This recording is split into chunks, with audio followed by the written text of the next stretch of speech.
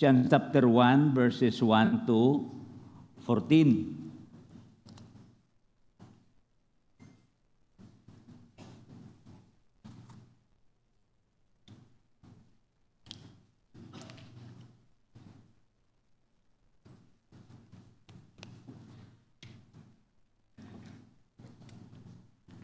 Ephesians chapter 1, verses 1 to 14.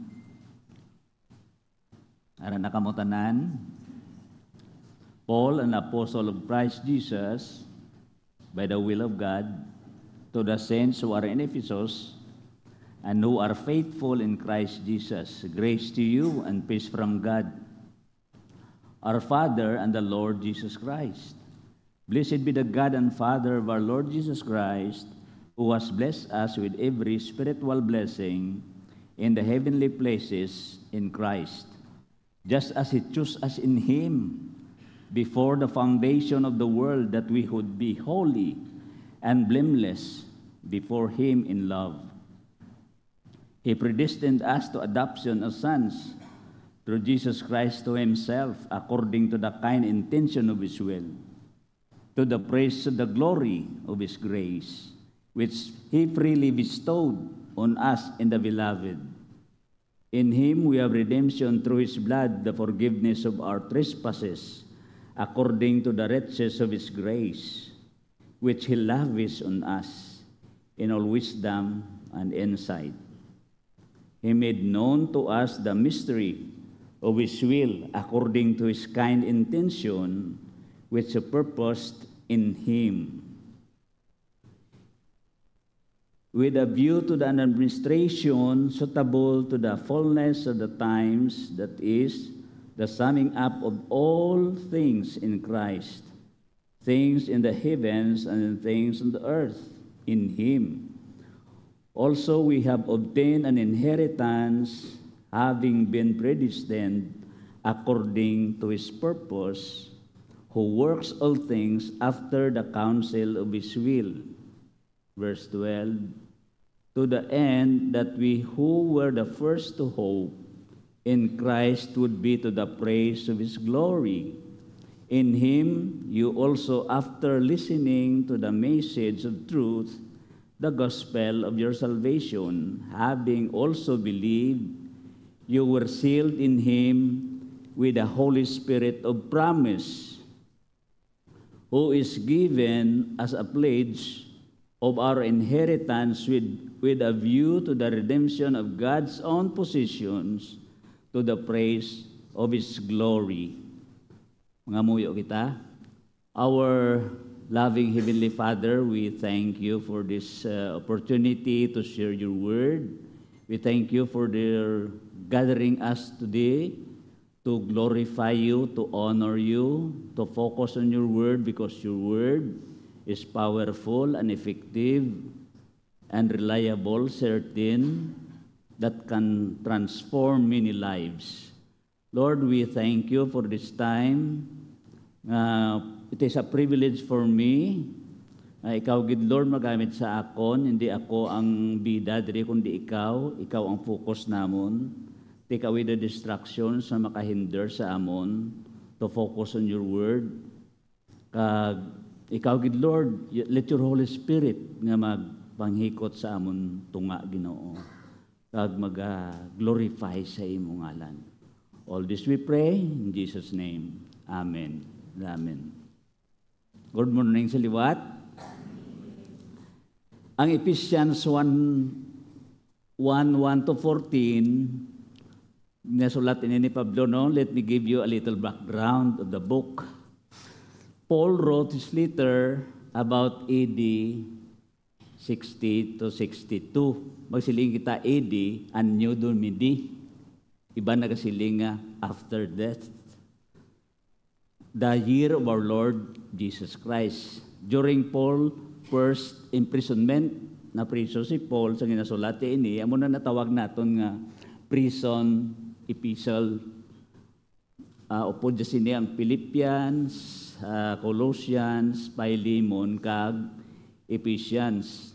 Ara da si Paul sa Rome pagsulat niya. This letter sent not only to the Church of Ephesus, but as the earliest manuscript suggests to circular readership of several churches in Asia Minor. Amo ni siya ang modern Turkey. Nakuha na ninyo? Ang Ephesus, it was a wealthy, multicultural, and religious center famous for the temple of Artemis or Diana, in Roman name, Diana, Artemis sa Greek. Amo na siya ang worship, ang goddess nila. So, wala kita nag-wonder nga nasulat si Paul nga sa chapter 6, verse 10 to 18. Be strong in the Lord and in the power of His might. Put on the whole armor of God. Because we have the spiritual warfare. Pwede man natin ma-apply subong sa ato, no? May mga spirito nga naggahom dira sa syudad sang Ephesus. Nga subong sa aton diri, may mga hindrance, ang mga kaaway diri sa Bacolod in order for him to hinder sa aton sa pag-share sa pulong sa Ginoo. Amo ni ang sitwasyon didto sa Ephesus. May goddess sila nga si Diana or Artemis. May riot during sa Acts 19. Pagsulod ni Pablo sa pag-spread sang gospel, may riot nga natabo kay nga nagahimo-himo sila sa shrine ni Diana, aday Demetrio na mga silversmith, no? Nagsulod si Paul pag-share sang gospel, may mga opposition kay madulaan sila tinapay o kun income. So amo na ang ginsulat ni Pablo diri, to strengthen, ang purpose in writing, to strengthen the believers in their identity in Christ and wanted them to understand the rich spiritual blessings they had through Christ. Kung ara ka na kay Kristo, manggaranon kita sa tanan-tanan, amen? Sa spirituhanon nga aspito. Kaya nga, we are now in Christ. Tapos sa second, ang purpose ng writing ni Pablo diri to promote unity between Jews and Gentiles. Kaysa una may kaawayon sila namo, hindi pwede ka sulod ang mga Gentiles sa court sa temple kay nga uncircumcised sila, hindi sila matinlo. Gina-encourage sila ni Pablo nga sa kay Kristo mag-unite kamo. Kay waay na barrier between Jew and Gentile, sige guba na ni Kristo, kita mo pwede kita kasulod sa Holy of Holies. Kaysa sa una sa temple, may 3 kahulot, may division, may outer court, may holy place, may Holy of Holies. So diri ang Holy of Holies na di, muna di ang kaban sang covenant o kon ano na kana, dira na sulod ang mercy seat na muna sa ang Holy of Holies. To promote the unity between Jews and Gentiles. Makita natin makadto kita sa chapter 4, verse 4 to 6. Kanawon ta ato na Bible para makita nyo diri kung anong purpose ni Paul sa pag-write niya sang letter. Sa chapter 4, verse 4 to 6, there is one body and one spirit, just as also you have were called in one hope of your calling, one Lord, one faith, one baptism, one God and Father of all, who is over all and through all in all. Meaning, magsiling kita nga one, united in one. Kita subong. Why nag-Grigo kag Hudiyo? Pagtuo mo kay Kristo, we are one body. Sisters and brothers in Christ kita. Amen? Waay na mga barrier na kung ano, madang rasa imo, basta kay Kristo, we are one. Kay si Kristo, nagguba sa mga naga-dividing wall. Ikatatlo, nga ang purpose, to encourage holy living and spiritual maturity. Kinanglan mag-mature na kamo. Kaya nga, kung ara na kamo kay Kristo, ginatudluan sila ni Pablo nga mag-walk sa Christian walk. Kay ang bilog nga book sang Ephesians, chapters 1 to 3, teaches doctrine o kung ginatudluan sila kung paano ang posisyon nila sa kay Kristo, kung ano sila sa kay Kristo. Gintagaan na sila mga spiritual blessings, karon makita naton ina. From chapters 4 to 6, amo na nawag naton nga application. Kung ara pa kamo sa chapter 4 verse 1, amo nagsample halin sa chapter 4 up to chapter 6, application ina gindoktrinahan na sila ni Pablo from chapter 1 to chapter 3. Look at your Bible sa chapter 4 verse 1, walk worthy of your calling. Maglakat kamo nga takos kamo sa gintawag kamo. No, kung gintawag ka nga mangin pastor, mangin mayo ka nga pastor, o gintawag ka nga mangunguma, mangin mayo ka mangunguma sakay Kristo. Now, balik kita no sa chapter 1 verse 1 to 14. Now we are in chapter 1. Ginapakita pa lang diri ni Paul ang ila new identity, security, and spiritual inheritance in Christ. Kag pwede man ina ma-apply sa aton, no? Diri sa lampstand. Pero ining 1 to 14, gintaytulan ko ini para makuha nyo dayon, no? Para may balon ko mo karon. Ang title ko sa 1 to 14 is God's Plan of Redemption Fulfilled in Christ Jesus to the praise of His glory. Liwaton ko God's plan of redemption fulfilled in Christ Jesus to the praise of His glory. Now, there are 3 points to ponder. Point number 1, God the Father chose us in Him, in Christ. God the Father chose us in Him. Para ano? To the praise of His glory. 1 to 6. 7 to 12, God the Son redeemed us to the praise of His glory. Pa ninyo, no? Last point is, God the Holy Spirit sealed us to the praise of His glory. Namangkot kamo nga ang kasulit-sulit to the praise of His glory. Makita naton ita sa verse 6, 12, kag 14. Tanawan nyo dira sa inyong mga Bibles. Sa verse 6, to the praise of His glory. Jump kita sa verse 12, to the praise of His glory man. Ma-jump kita pagid sa verse 14, to the praise of His glory. Ay, ara gali sa tubang ko. Nakita ko man gali, no? Diri pa po gatanaw sa Bible ko. Now, let us go to the first point on the passage. God the Father chose us in Christ to the praise of His glory. But before si Paul nag-enumerate sang spiritual blessings nga ara na sa ila, from verses 3 to 14, may greetings anay si Paul. Gin-greet sila ni Paul, no? Anong greet ni Paul sa ila? Basahon nato, no? Paul, an apostle of Christ Jesus, by the will of God, to the saints who are at Ephesus, who are, ano sila? Faithful in Christ Jesus. Kung magsiling kita faithful, ano mo sa Ilonggo gani? Matutom. Ti kung matutom kita, pwede mo na ma-apply sa aton subong. Amen? We will love the Lord Jesus Christ with an undying love.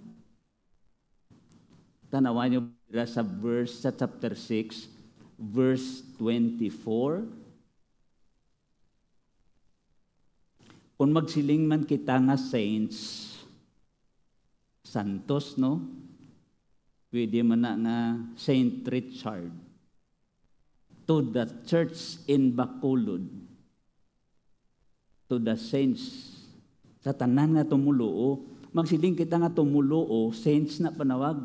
Kaya nga si Pablo nag-address sila, to the saints who are in Ephesus. No? Kita nyo na sa verse 24 sang chapter 6, ASB ang akon nga version.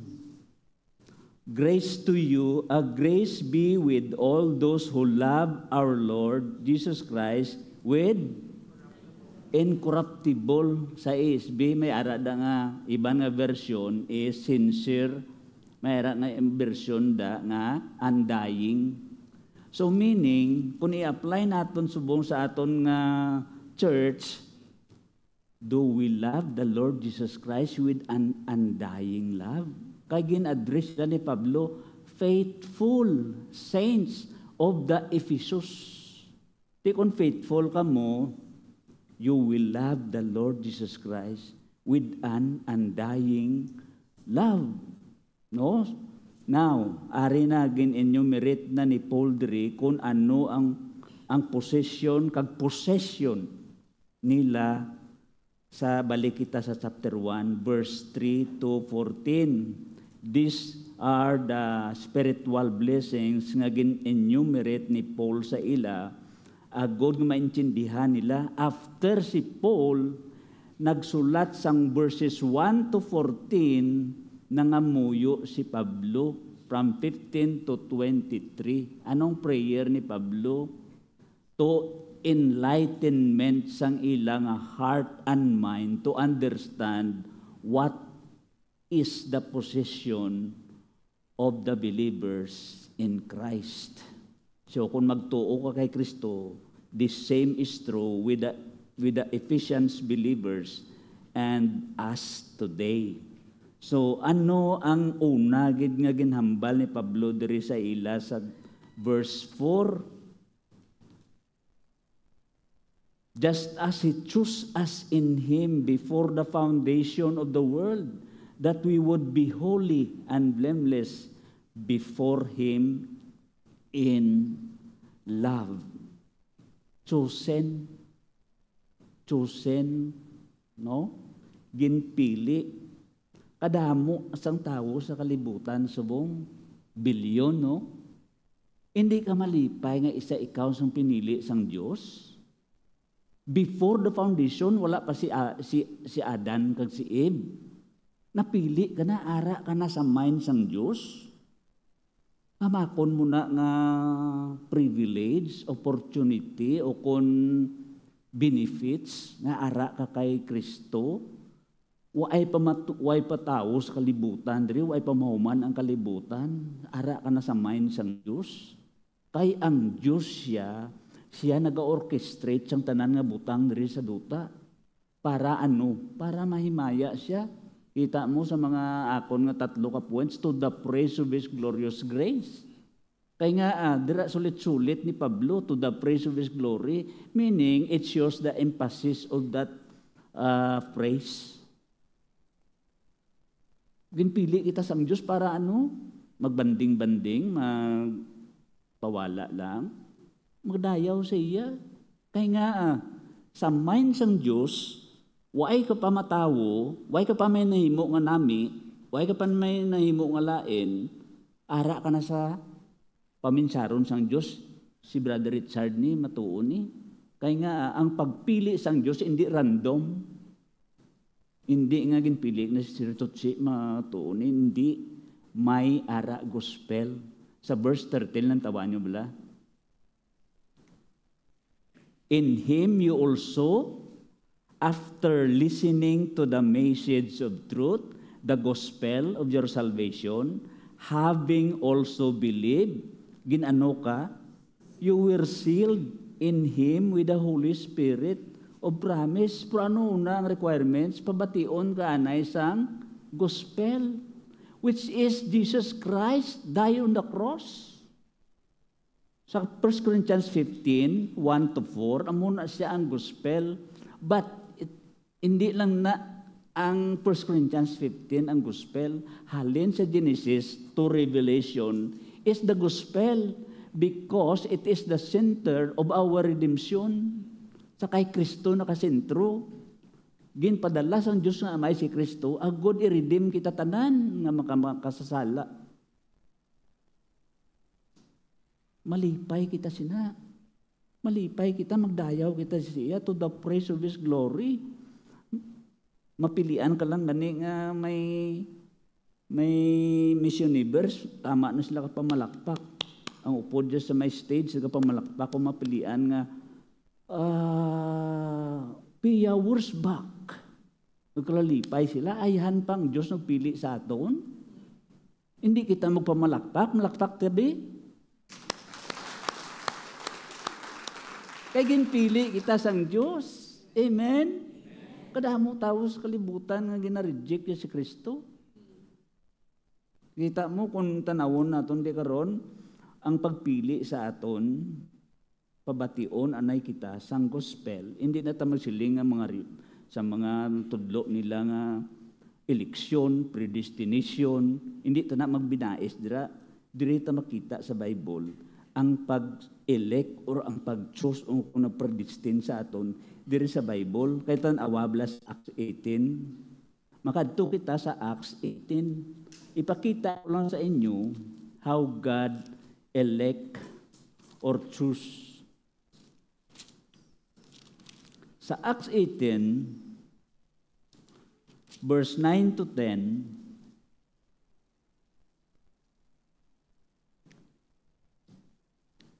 dasig manino, kay nga may apps na kamo sa inyong cellphone. Pagpindot mo, ara dayon, Acts 18, verse 9 to 10. Basahon ko, and the Lord said to Paul in the night by a vision, do not be afraid any longer, but go on speaking on and do not be silent. For I am with you, and no man will attack you in order to harm you. For I have many people in that city. Meaning, may mga tao na nga ginpreparar ang Diyos nga ang mga tuo sa iya. So, amo na siya ang pagpili sang Diyos. Ma-jump kita sa Matthew 22, verses 1 to 14. Ang context diriya, ang hari nagpa-punsyon, wedding feast. Ang pronunciation ko ba? Kung tanawon mo diri sa chapter 22 sang Matthew, verses 1 to 14, amo ni siya ang pagpili sang Diyos sa aton. Jesus spoke to them again in parables, ara na kamo sa Matthew 22, saying, the kingdom of heaven may be compared to a king who gave a wedding feast for his son, and he sent out his slaves to call those who had been invited to the wedding feast, and they were unwilling to come. Again, he sent out other slaves, saying, tell those who have been invited, behold, I have prepared my dinner, my oxen and my fattened livestock are all butchered, and everything is ready. Come to the wedding feast. But they paid no attention and went their way on to his own farm, another to his business, and the rest seized his slaves and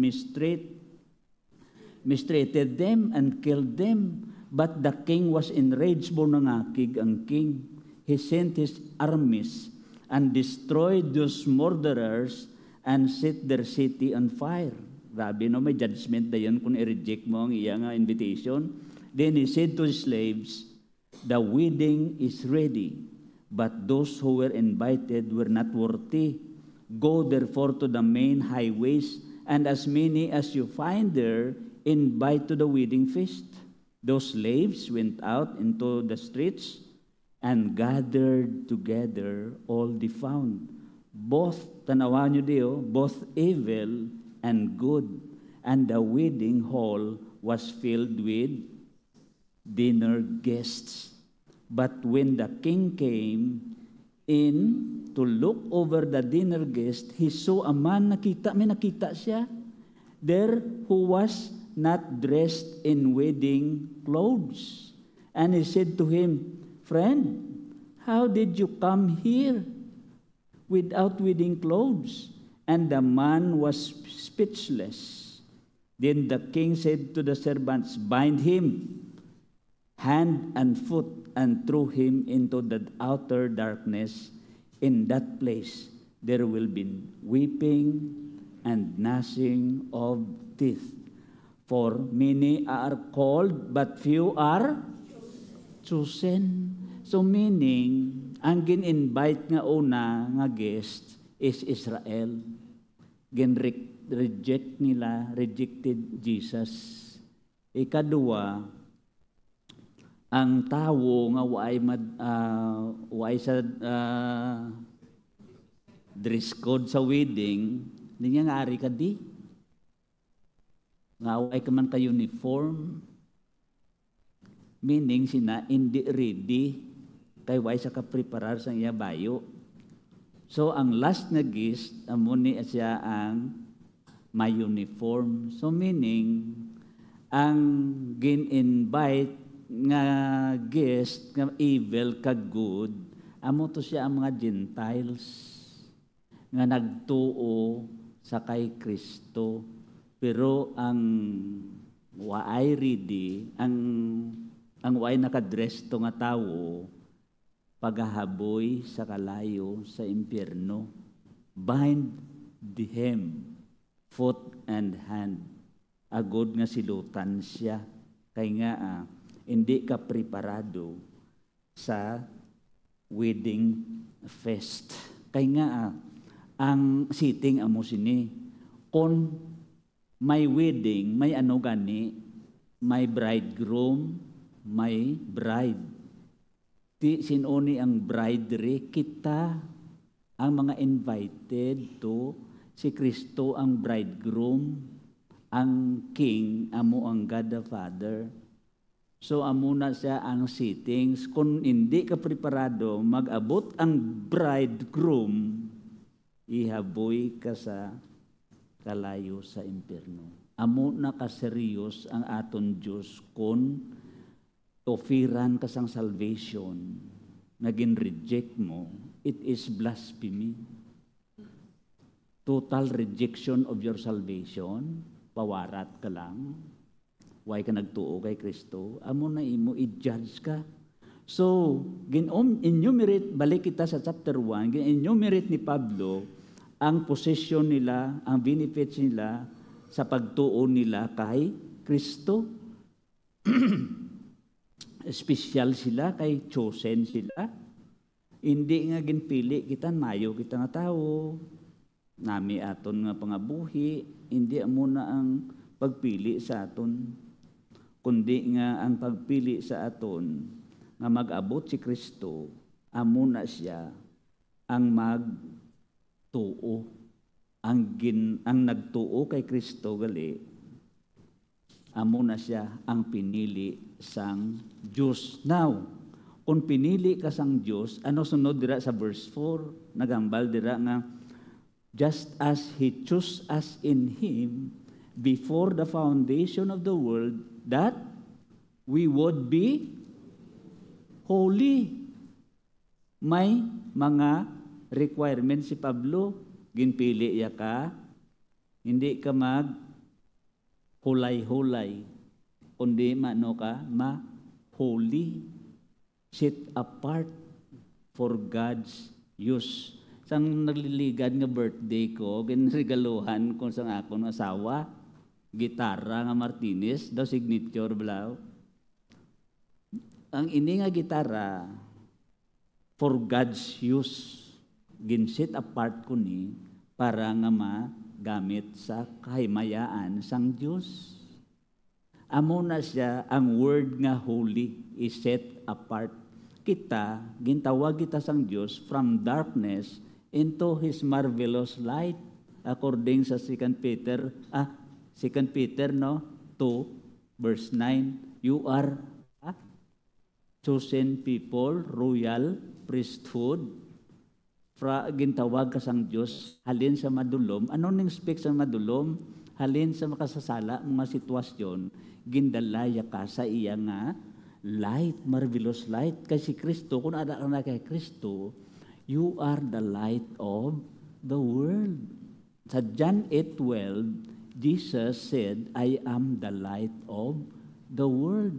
He who walks in darkness, he who walks on the light, hindi makasandad kay nga agasiga mo. Kitaon dalan, si Kristo is the way mo, the truth and the life. Amo na siya dira nga ginapakita ni Pablo diri nga kamo ginpili na sang Dios, we would be holy and blameless. So, singa nabi tupad mo, chosen ka. We would be holy. Tingnan mo. Kinahanglan maging huli kita. Hindi kita maghulay-hulay sa dalan, no? We would be holy and blameless. Kami nga mga pastor, kung nami amon ginaobra. Masiding mga tao sa amon nga, amo na ang pastor. Pero kung sa labayon kami, amo na ang pastor. No? The same word, but different intonation. Kung namin na obra mo, amo ng pastor. Pero kung nalaing inimo mo, amo ng pastor. May question mark sa ulo nila, no? Pero kinanglan, ginamintain man namon ang amon nga reputation before God. Kaya nga ang may ara na tao nga kudal. Daw sa aquarium ko bala nga ginapinilagan kanayon nila natanaw-tanaw yes pastor to naga-intra sa mga amon na no hindi pwede na sa amon. So kadto kita sa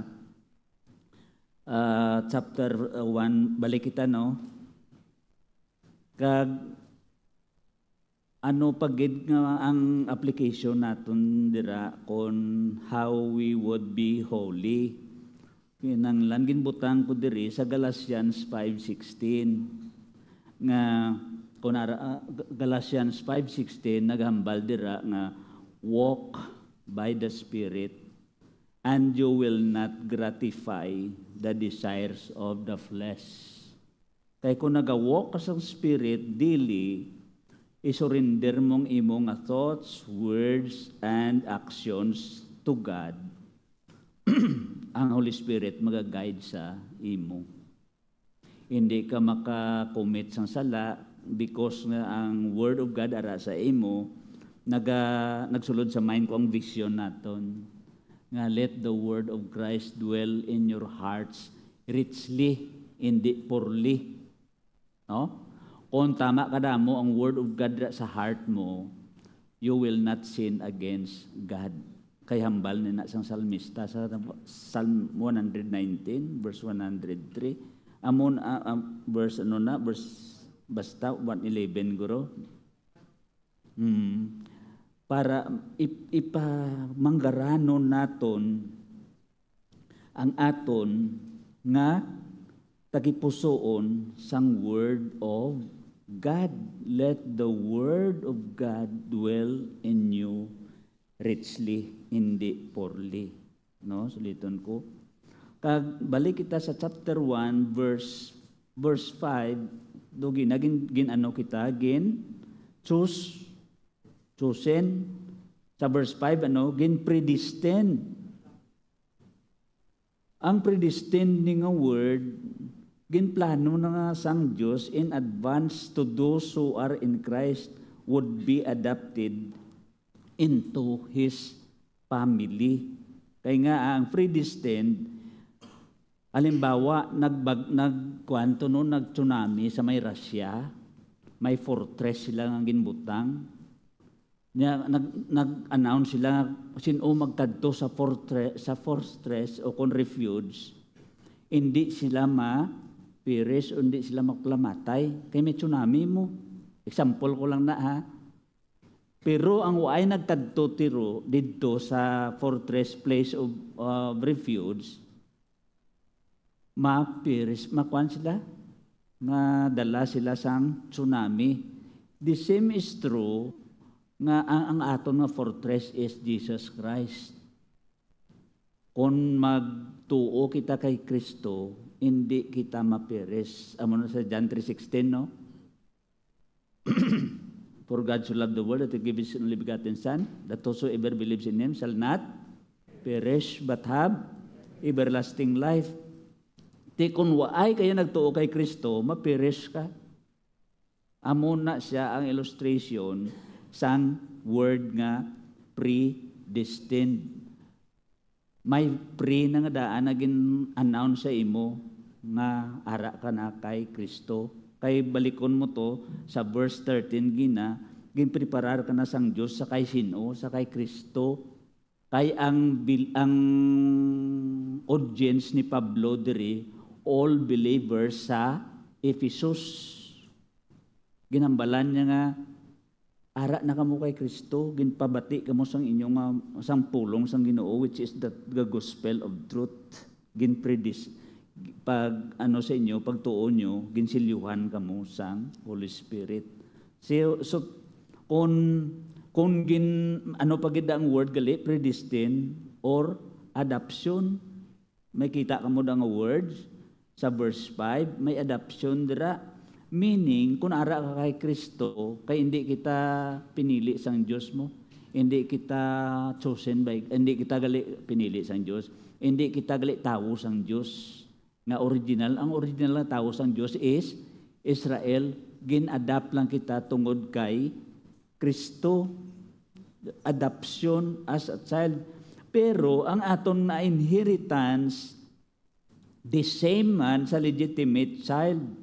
Amo na ang word nga adoption, abitanay kadukaluoy sa aton sa gin-adapt lang kita.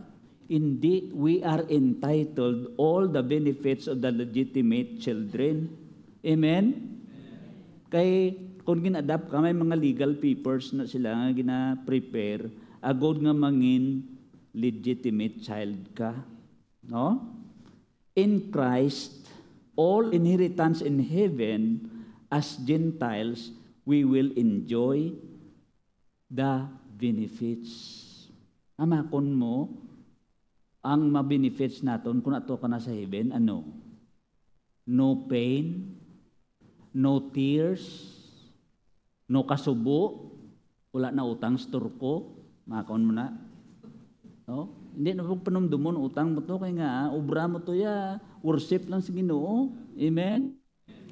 Amo na nga aton nga benefits kung gin-adapt kita sang pagtuo naton kay Kristo. So ano pagid? Sa verse 6, gimutan ko da, let us praise God because He freely bestowed us in the beloved, which is Christ. So, sa every last subpoint nga verse, may ara dira to the praise of the glory of His grace, which He freely bestowed on us in the beloved. Amo na nga kung ginpili ka, gin-adapt ka, gin-ano ka pagid, gin-predestined ka, let praise the Lord. Dayawon tang Diyos. Hindi kita maguya-uya, kay nga pero ako sa unam, huluyon ko, kita mo magsaka ako sa stage dire, ginahuya ko, kay nga anom lang ako sa kumparar sa inyo, pero si Lord nagamit sa akon.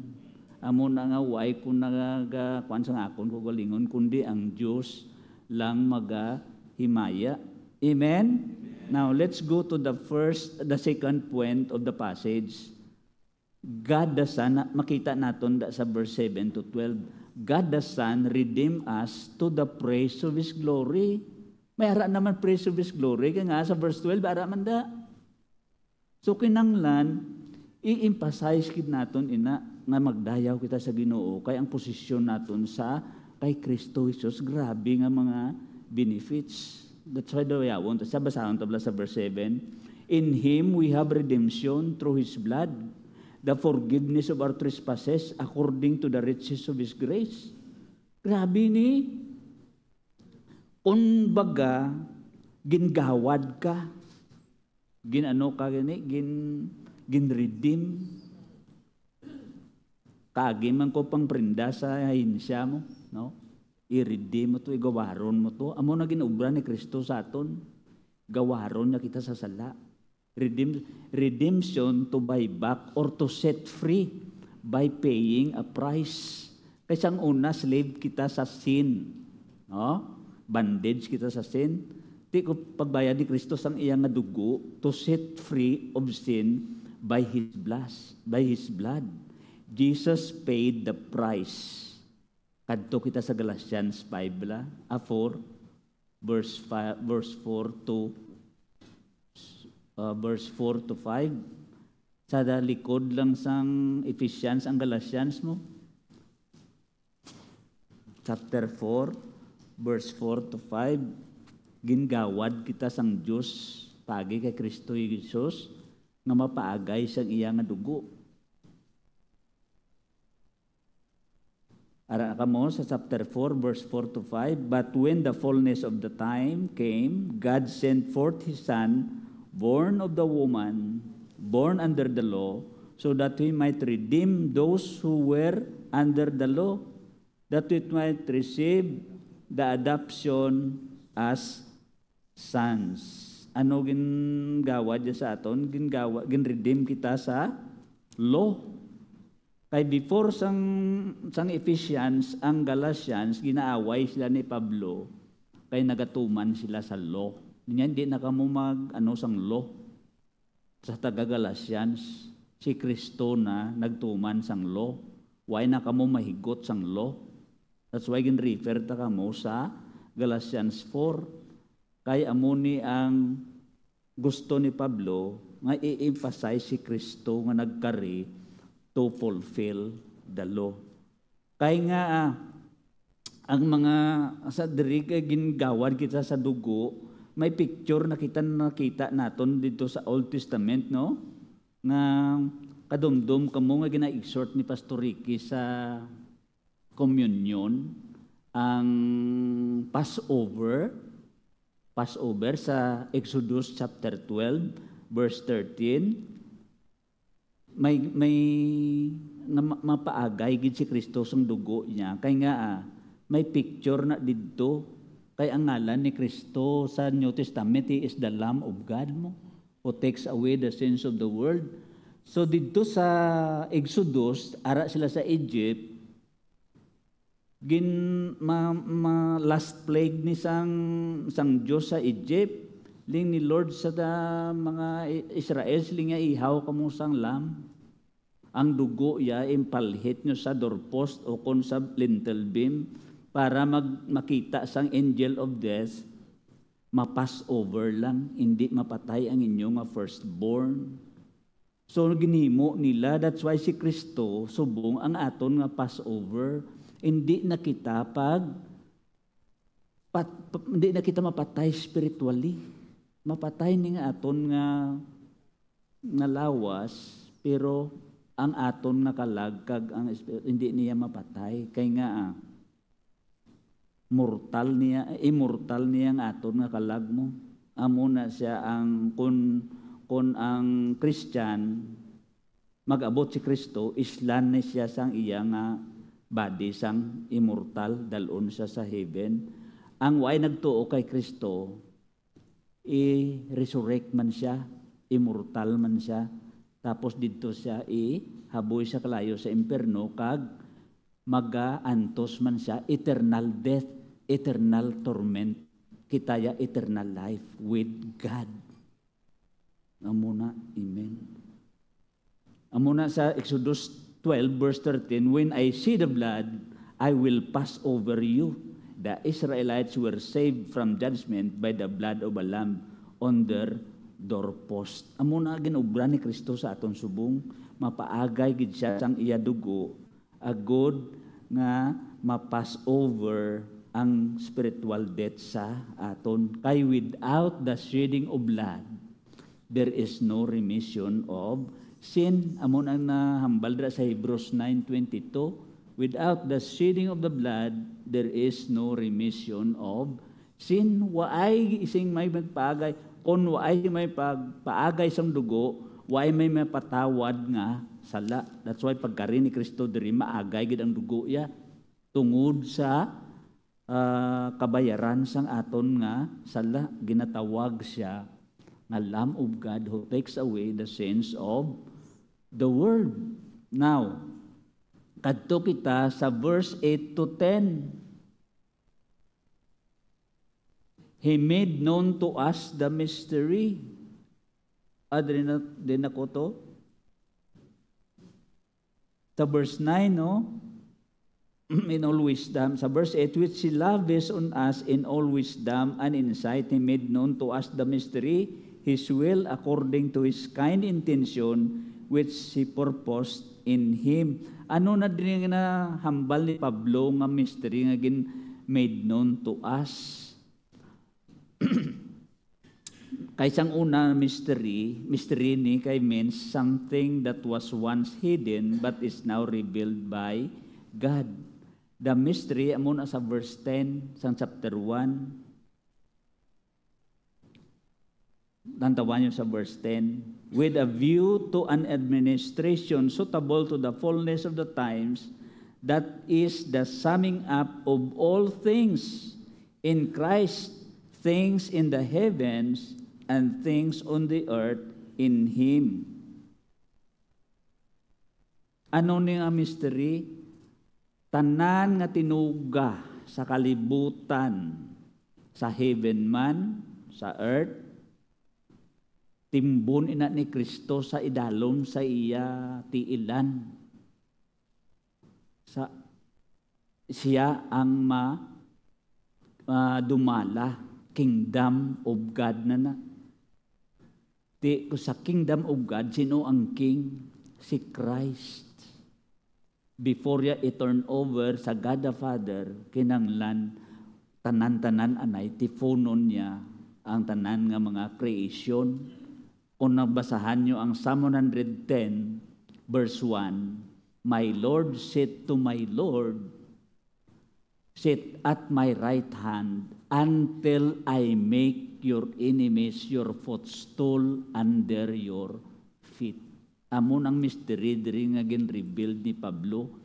Pero sa diri nga context, kung sa dahol nga context ng Ephesians, ang Jew and Gentiles isa sa kay Kristo. Amon ang mystery diri.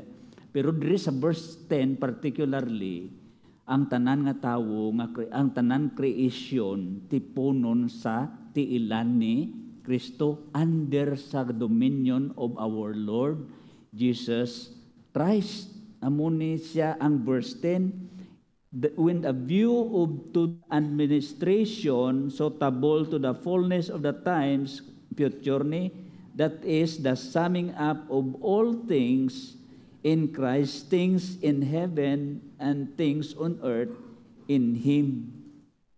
Mga created being to, mga angels to, tipuno na sila sa dalom sang tiilan ni Kristo. Also, we have obtained an inheritance having been predestined according to His purpose, who works all things after the counsel of His will, to the end that we who were the first to hope in Christ, we would be to the praise of His glory. Amo na siya katahom nga kung mag-abot na si Kristo diri, maangko na naton ang inheritance naton which is in heaven. Our inheritance is in heaven and we are an inheritance of Christ. Kay kita man gali, tanan kita nga creation, inheritance man ni Kristo. Si Kristo inheritance, aton inheritance. Ang kita, inheritance man kita ni Kristo.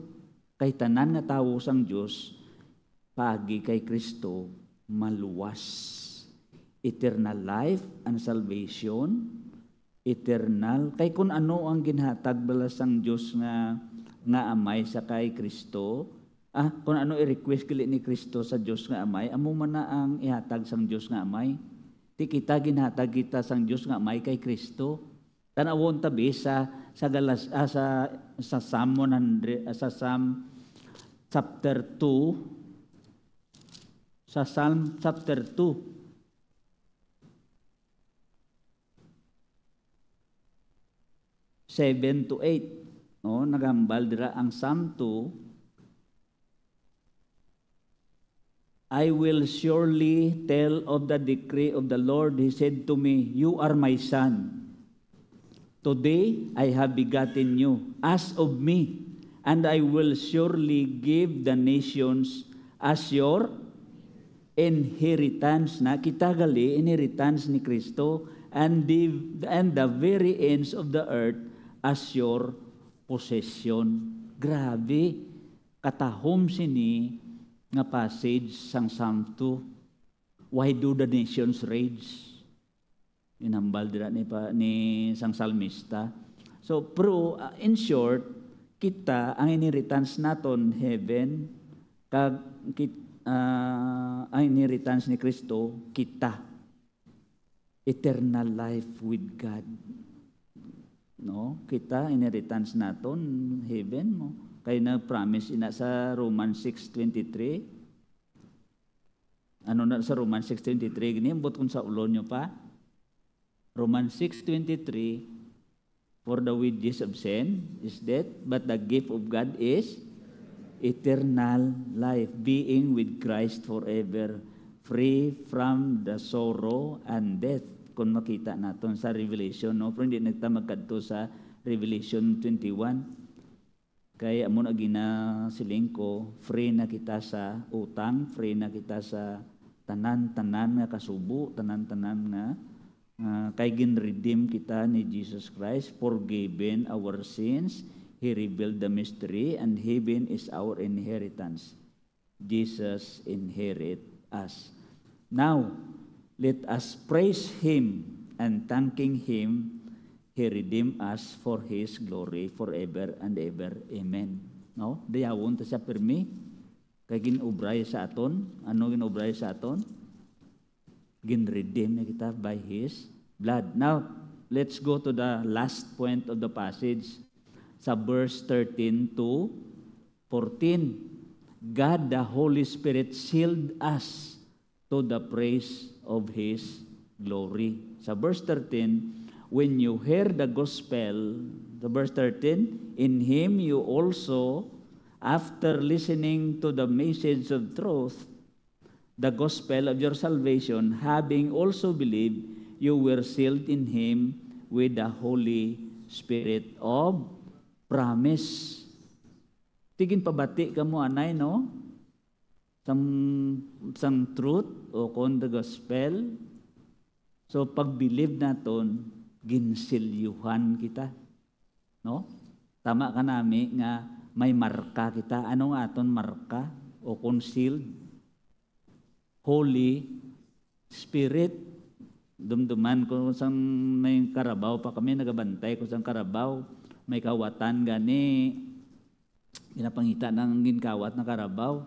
Kung madakpan nila ang kawatan, nya din ng kawat mo, nyari o, nya tanaon ta markaya sa buli. Kay ang karabaw ginamarkahan na sa una mo, ginatagaan credential. Ang credential na daw certificate of ownership. Ti kon taga-kabatuan ako, ti CB na ang iya nga marka. Ginabaga ng salsalon, naging form sang ngalan ko bi Hector Maido, AM. Himuan ang salsalon nga AM, tapos butang sa tukon, bagahon, sa sindot sa buli sang karabaw. Mamarka na to sa AM. Ti kung kawaton to, pwede kong bawi kung makita. Kaya nga may credential ko, mayroon ko certificate of ownership. This karabaw is mine. The same is true sa aton, sa pagtuo ta kay Kristo, ginmarkahan kita sang Diyos, sang Holy Spirit. Ano marka naton? It's is. Bisan di ka magkadto, balaan ka nga Kristiyano mo ka, nga iya ka sang Diyos, kay nga may ara ka, Holy Spirit. And the way you think, the way you act, the way you speak, balaan sang tao, bisan ato ka to sa mall, ay Kristiyano na siya, guro. No? Pero kung maglain ang bal mo, to kinambal ko sinyo blaw, amo ng Kristiyano. No? Hindi na, supposed to be kita, i-maintain naton ang aton nga state o composition sa kay Kristo para nga matudtuod nga kita ga mature paagi sa balaan nga espiritu. We have to maintain our position with Christ, in Christ. Amen? Kagtapos, arno pagidre, ang kung ginsilyuhan kasang balaan nga espiritu, may tanda ka, special ka, kay amo na siya ang garantiya nga ikaw sure na ang heaven sa aton. Di bala? Kay garantiya na kung magbakal ka sang duta, may earnest money, may down payment. Ti ang Holy Spirit sang buhi pa kita diri, may down payment, kabalo ka nga sure ng heaven kay nga ara na sa imo ang Holy Spirit. Anong obra sa Holy Spirit? Gina-convict ya ka kung makasala ka. Kag pasalamatan mo kay may ara ka nga conviction, kay kung wala ka conviction, basi question mark pa nga aton nga salvation.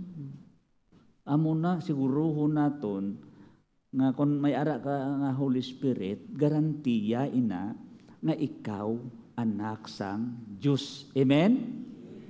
So, let us praise God our Father because in Christ, He chose us in Christ, He redeemed us by His blood, He sealed us with the Holy Spirit promise. Amo na.